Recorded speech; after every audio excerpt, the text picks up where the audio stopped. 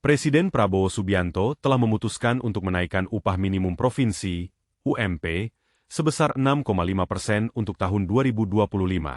Keputusan ini diumumkan setelah rapat terbatas yang diadakan di Istana Kepresidenan pada 29 November 2024, di mana Prabowo berdiskusi dengan beberapa menteri, termasuk Menteri Ketenagakerjaan, Yasirli. Latar belakang kenaikan UMP. Usulan awal. Sebelumnya, Menteri Ketenagakerjaan mengusulkan kenaikan sebesar 6%, namun setelah mempertimbangkan masukan dari pimpinan buruh dan diskusi lebih lanjut, Prabowo memutuskan untuk meningkatkan angka tersebut menjadi 6,5%. Pertimbangan buruh dan usaha. Prabowo menekankan bahwa keputusan ini diambil dengan memperhatikan kesejahteraan buruh serta kelangsungan dunia usaha. Hal ini mencerminkan upaya pemerintah untuk menyeimbangkan kepentingan pekerja dan pengusaha. Proses penetapan UMP. Rapat yang berlangsung hampir 4 jam ini melibatkan diskusi mendalam mengenai bagaimana penetapan UMP dapat dilakukan dengan mempertimbangkan berbagai faktor, termasuk kondisi ekonomi dan hasil keputusan Mahkamah Konstitusi terkait Undang-Undang Cipta Kerja. Menteri Yasirli menyatakan bahwa peraturan menteri terkait UMP 2025 akan segera dirilis, dengan target akhir bulan ini atau paling lambat awal bulan depan. Kenaikan UMP ini diharapkan dapat memberikan dampak positif bagi buruh, sekaligus menjaga daya saing industri di Indonesia. Presiden Prabowo Subianto memutuskan untuk menaikkan upah minimum provinsi, UMP, sebesar 6,5% untuk tahun 2025 dengan beberapa pertimbangan utama. Kesejahteraan buruh. Kenaikan ini bertujuan untuk meningkatkan kesejahteraan buruh, yang menjadi salah satu fokus utama dalam diskusi sebelum keputusan diambil. Prabowo menyatakan bahwa keputusan tersebut diambil setelah mendengar masukan dari pimpinan buruh, dan mempertimbangkan kondisi ekonomi saat ini. Pertimbangan ekonomi. Dalam rapat terbatas yang berlangsung hampir 4 jam, Prabowo dan Menteri Ketenagakerjaan Yasirli membahas berbagai faktor, termasuk inflasi dan pertumbuhan ekonomi, yang mempengaruhi daya beli buruh. Kenaikan UMP ini diharapkan dapat membantu buruh menghadapi kenaikan harga barang dan kebutuhan pokok. Keseimbangan antara buruh dan pengusaha. Prabowo menekankan pentingnya menemukan titik temu antara kepentingan pekerja dan pengusaha. Hal ini mencerminkan upaya pemerintah untuk menjaga kelangsungan dunia usaha sambil tetap memperhatikan hak-hak pekerja. Keputusan ini juga merupakan respons terhadap tuntutan dari serikat pekerja yang menginginkan kenaikan upah yang lebih signifikan, terutama setelah periode inflasi yang tinggi dan dampak dari pandemi COVID-19 yang telah mengurangi daya beli masyarakat. Reaksi buruh terhadap keputusan Presiden Prabowo Subianto untuk menaikkan upah minimum provinsi, UMP, sebesar 6,5% pada tahun 2025 bervariasi, dengan beberapa serikat pekerja mengungkapkan ketidakpuasan dan tuntutan lebih tinggi. Tuntutan kenaikan yang lebih besar.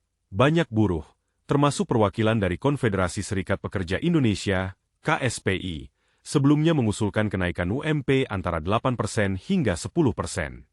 Mereka berargumen bahwa kenaikan ini diperlukan untuk menyesuaikan dengan inflasi dan biaya hidup yang terus meningkat.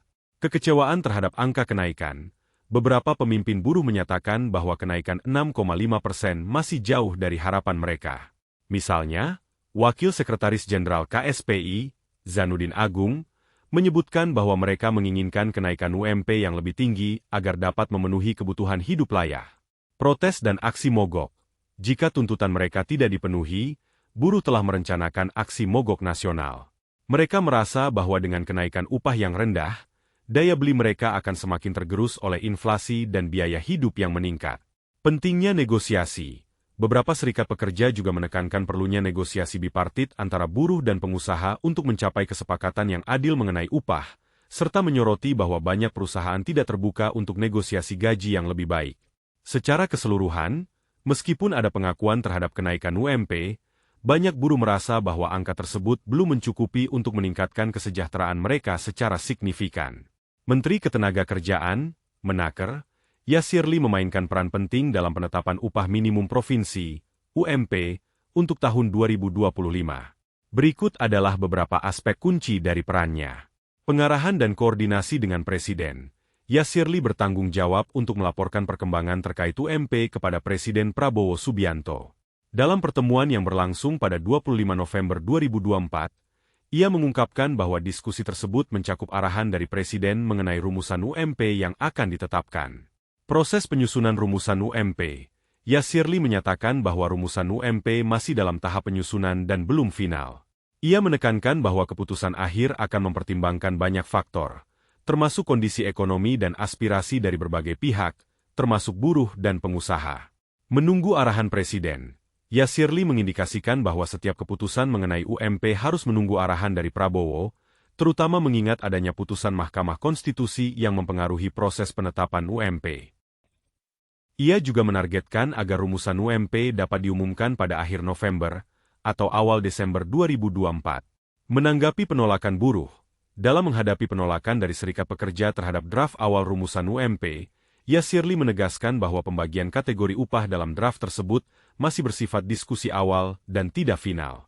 Ia berusaha untuk mencari titik temu antara kepentingan buruh dan pengusaha, sambil tetap mengikuti ketentuan hukum yang berlaku. Secara keseluruhan, peran Yasirli adalah sebagai penghubung antara pemerintah dan berbagai pemangku kepentingan dalam proses penetapan UMP, dengan fokus pada keseimbangan antara peningkatan kesejahteraan buruh dan daya saing usaha.